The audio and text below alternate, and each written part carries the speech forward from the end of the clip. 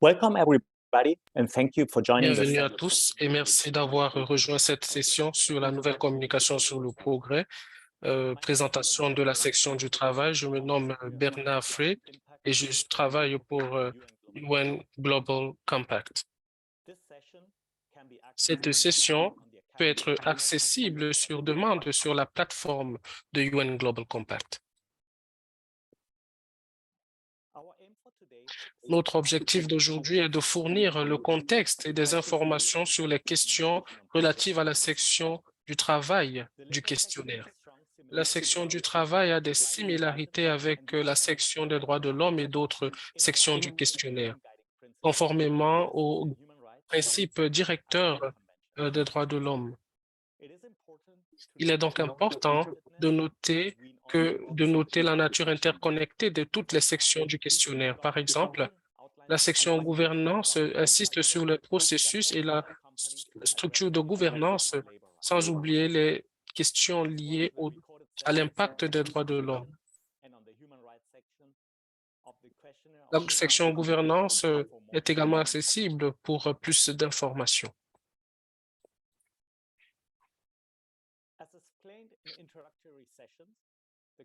Comme nous l'avons expliqué dans les sections introductives, le questionnaire est organisé en 5 sections.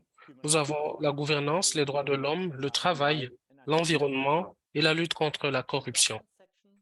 La section gouvernance fournit une vue d'ensemble de la structure de gouvernance durable, tandis que les 4 autres sections entrent dans les détails sur les sujets relatifs aux 10 autres principes. Dans chaque section du questionnaire, les questions sont regroupées en catégories différentes et traitent bien sûr des processus et des politiques qui démontrent l'engagement d'une entreprise connectée aux 10 principes, des efforts menés pour prévenir et réduire les impacts négatifs. Nous avons les indicateurs de performance, sans oublier les mécanismes de recours et de rapport.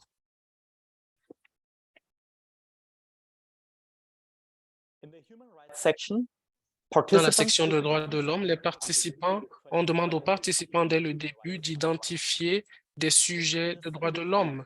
Et à partir de cette sélection, uniquement à travers les sujets identifiés par l'entreprise, la section des droits de l'homme apparaît et sera groupée en fonction des performances, des recours et des rapports, entre autres.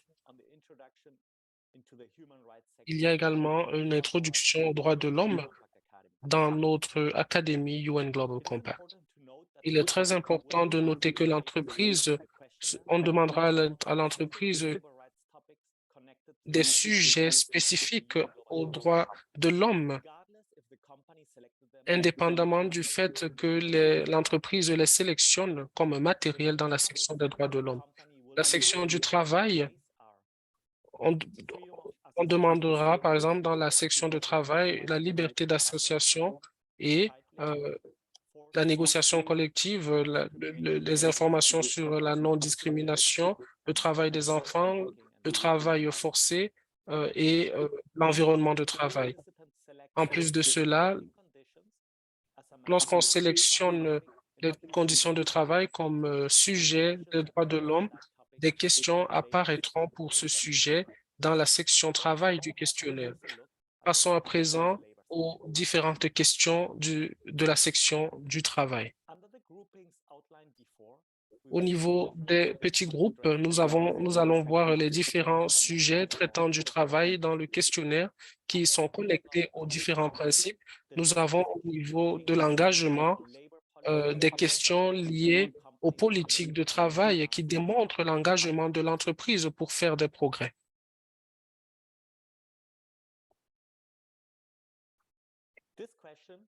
Cette question traite des engagements de politique et ici, il y a des objectifs clairs pour promouvoir des progrès. Il s'agit de réduire l'impact négatif euh, en fournissant, des voies et moyens pour résoudre ce problème. Une organisation pourrait également sélectionner non si elle pense qu'il y a une politique en place liée au sujet de travail correspondant au cours des 2 prochaines années. Une organisation peut également sélectionner non applicable. Sélectionner oui inclut y compris une politique plus large ou alors une politique autonome entraînera 2 questions, L1.1 et L1.2, qui seront abordées dans la prochaine diapositive. Nous demandons aux participants de répondre par oui, la politique a été révisée et pour demeurer efficace, la politique est révisée de manière consistante. L1.1 traite des détails supplémentaires sur les politiques de travail, par exemple, si ils sont approuvés au niveau de l'entreprise ou alors conformes aux normes du travail. On peut également demander à l'entreprise si les politiques appliquées sont appliquées sur la chaîne de valeur. Et la chaîne de valeur inclut non seulement les fournisseurs, mais également les consommateurs, les communautés et les relations d'affaires. L'entreprise peut supprimer cette option si les politiques appliquées sont appliquées sur une partie de la chaîne de valeur, notamment certains fournisseurs et certains consommateurs ou d'autres relations d'affaires. Et ensuite, fournir des informations supplémentaires au niveau du guide, du manuel sur les relations d'affaires.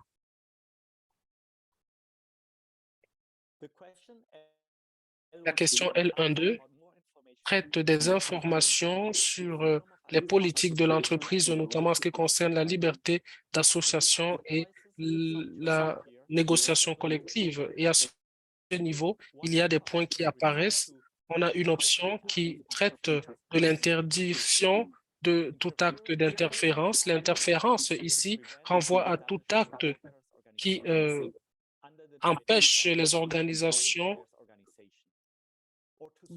de travailler ou alors soutenir les organisations de travailleurs par d'autres moyens.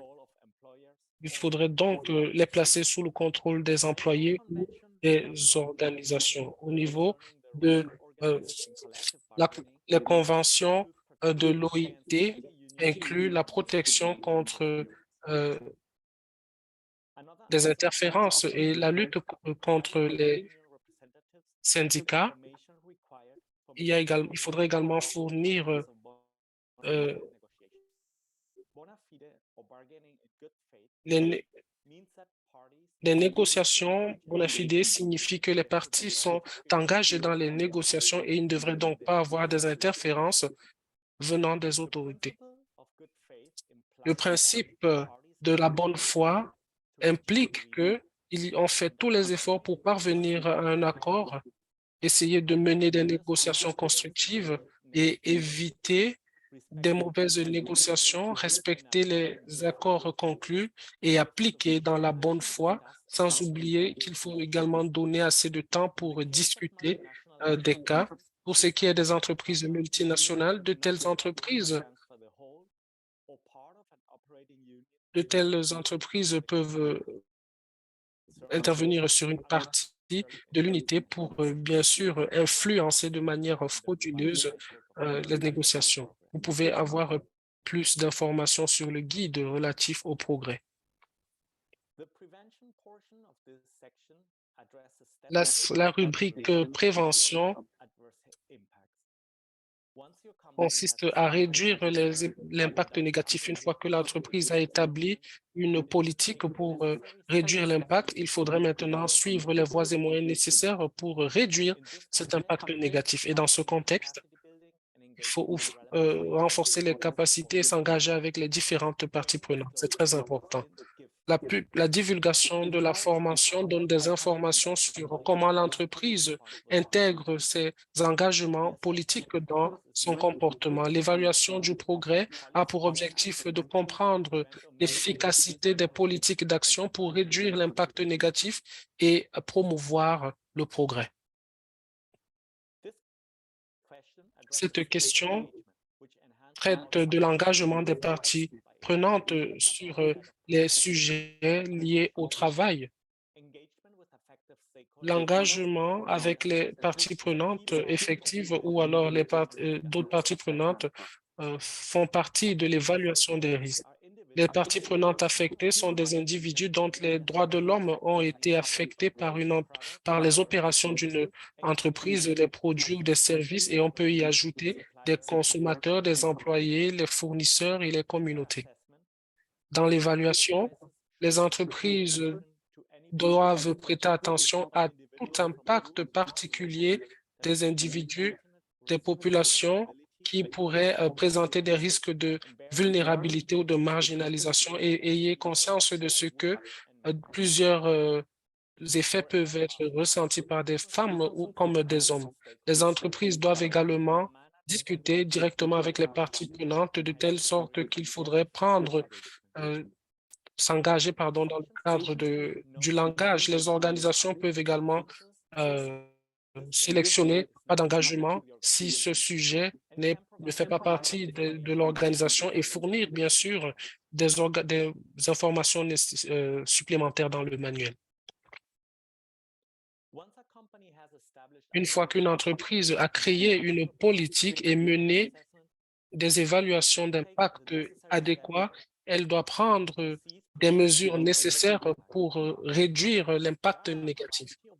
Il y a des variétés de moyens pour une entreprise de parvenir à la réduction des impacts négatifs, tels que mener un audit, participer aux actions collectives ou alors collaborer avec des organes régulatoires. Les entreprises ont également des options pour détailler leurs activités en sélectionnant les options. Ils peuvent sélectionner non, par exemple, si elles n'ont pas d'activité mise en œuvre, ou alors s'il n'y a pas d'activité. La question L4 sur la formation traite de comment l'organisation intègre ses engagements dans son comportement, y compris l'engagement au respect des droits de l'homme, des activités et des relations d'affaires. La formation devrait donc être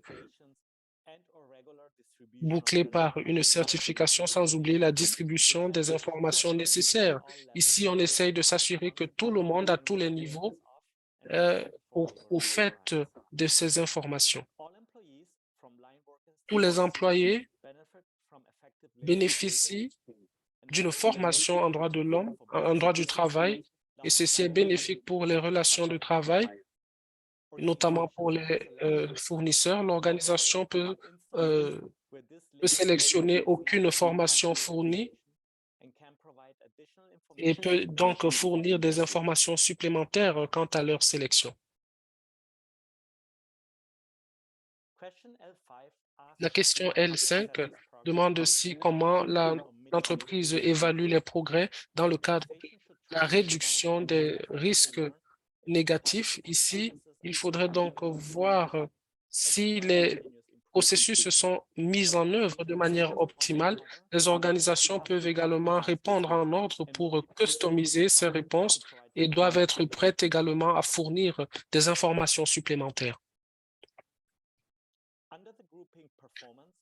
Au niveau de la rubrique performance, les participants répondront aux questions liées aux accords de négociation collective, au pourcentage de leadership des femmes, au ratio de paiement, aux fréquences de blessures, et sans oublier, bien sûr, le taux d'incident.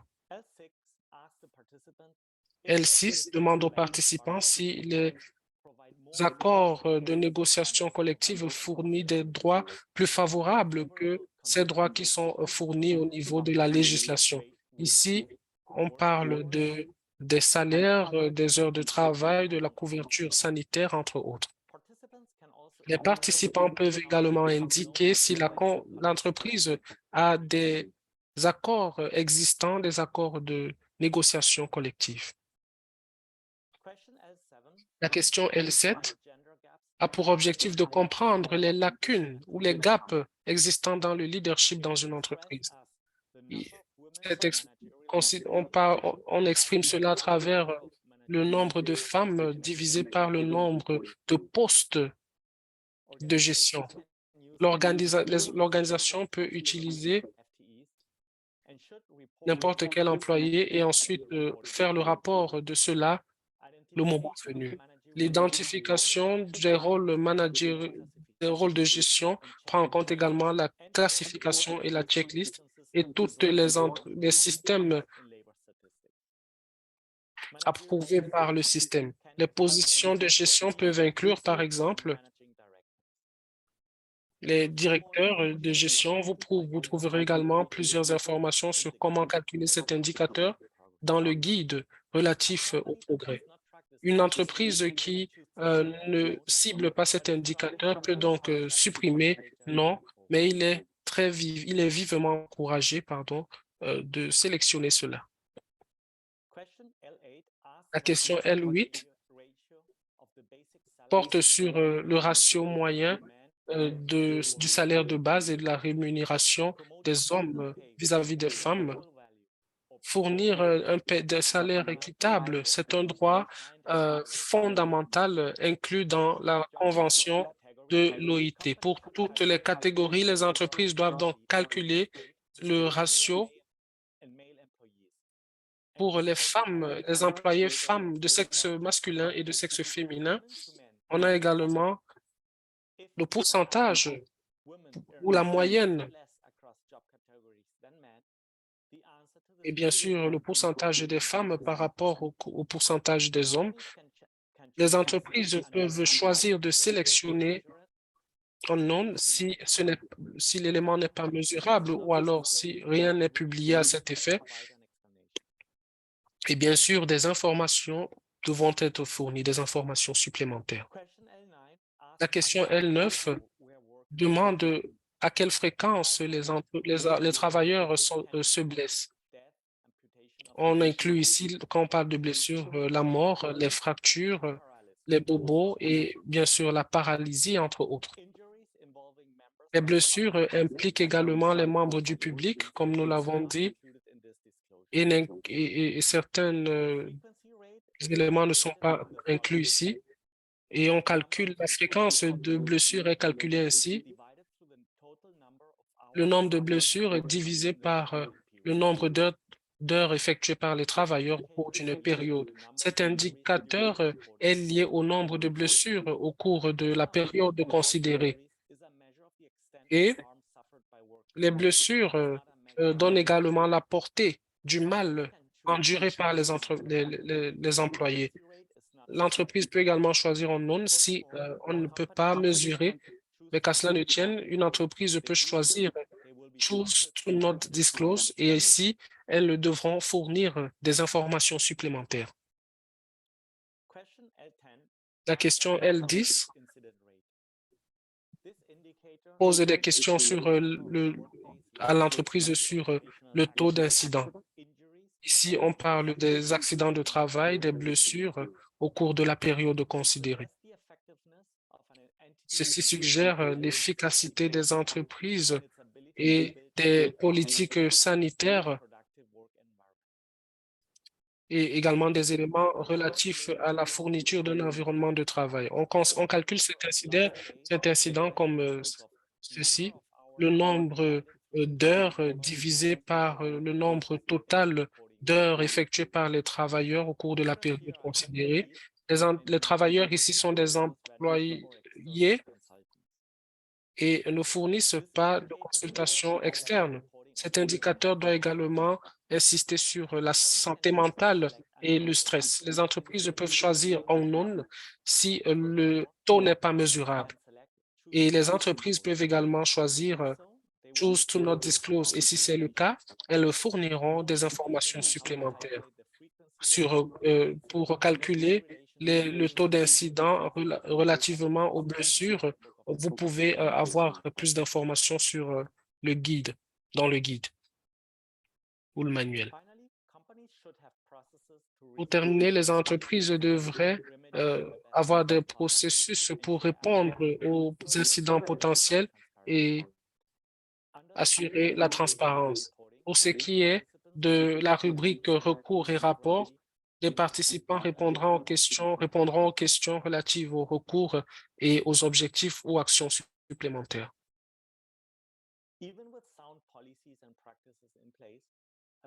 Avec toutes ces pratiques en place, les entreprises continueront de faire face aux impacts négatifs qui n'ont pas été prévus. Alors, lorsqu'une entreprise identifie une telle situation, ici on parle d'un processus de diligence, c'est donc leur responsabilité de respecter les droits du travail ou alors intégrer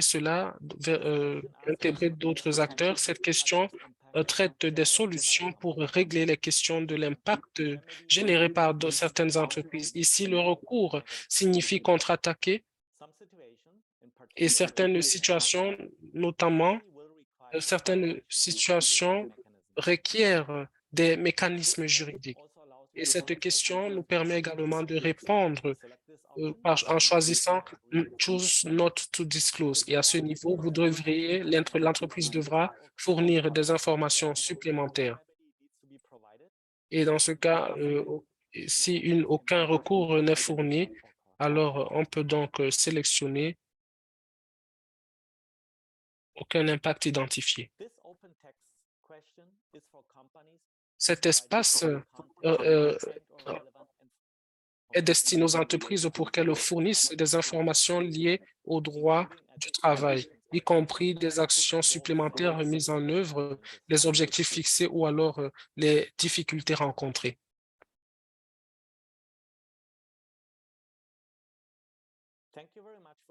Merci beaucoup pour votre aimable attention.